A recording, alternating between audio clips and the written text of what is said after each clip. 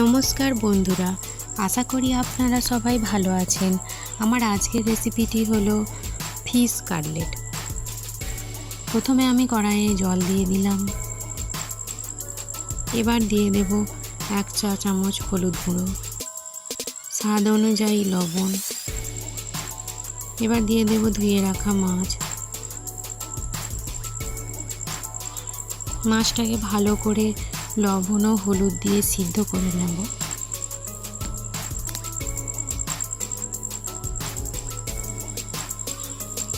এবার দেখব মাছগুলো সিদ্ধ হয়ে গেছে কিনা। হ্যাঁ, মাছ নরম হয়ে গেছে। এবার আমি জল থেকে মাছগুলো ছেঁকে নেব।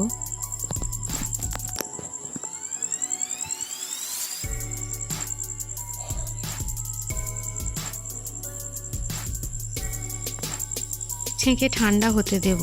ঠান্ডা হয়ে যাবার পর মাছের ছাল বাদ দিয়ে দেব, দিয়ে মাছের কাঁটা ছাড়িয়ে নেব। ঠিক এইভাবে আমি মাছের কাঁটা ছাড়িয়ে নিয়েছি। এবার আমি কড়াইয়ে সরষের তেল দিলাম। তেল গরম হয়ে যাবার পর দিয়ে দিলাম থেঁতো করে রাখা পেঁয়াজ ও রসুন। পেঁয়াজ ও রসুন ভালো করে ভাজার পর দিয়ে দেব ছাড়িয়ে রাখা মাছ। দিয়ে আর একটু ভেজে নেব। দিয়ে দিলাম আদা বাটা। এবার দিয়ে দেব নুন দিয়ে মেখে রাখা আলু সিদ্ধ।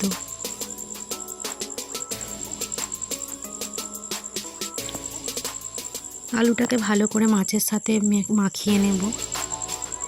দিয়ে দিলাম জিরের গুঁড়ো হাফ চা চামচ ধনের গুঁড়ো,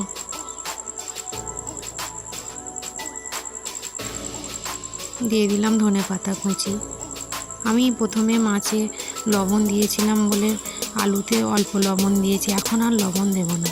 দিয়ে দিলাম গরম মশলা গুঁড়ো।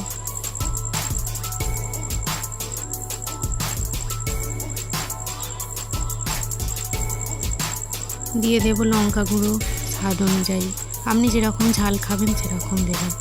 এবার তৈরি হয়ে গেছে, নামিয়ে নিয়েছি। এবার ছোট ছোট বলের মতো করে চ্যাপটা করে নেব, কাটলেটের আকারে গড়ে নেব।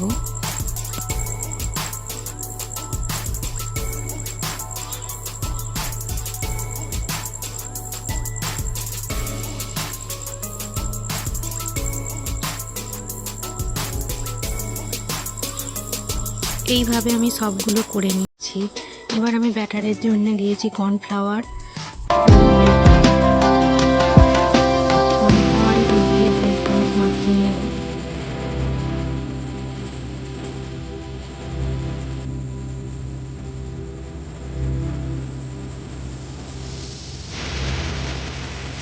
এইভাবে আমি সব কাটলেটগুলো তৈরি করে নেব।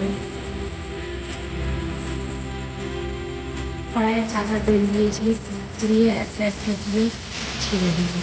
আমি গ্যাসের ফ্লেমটা মিডিয়ামে রাখবো।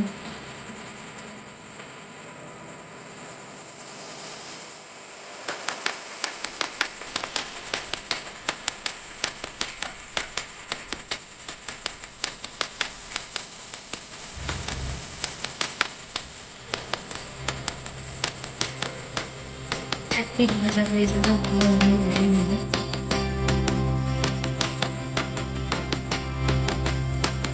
এবার তুলে নেব। তৈরি হয়ে গেল। আপনি কাশ্মীরি কিংবা সসের সঙ্গে পরিবেশন করতে পারেন। নমস্কার, ভালো থাকবেন।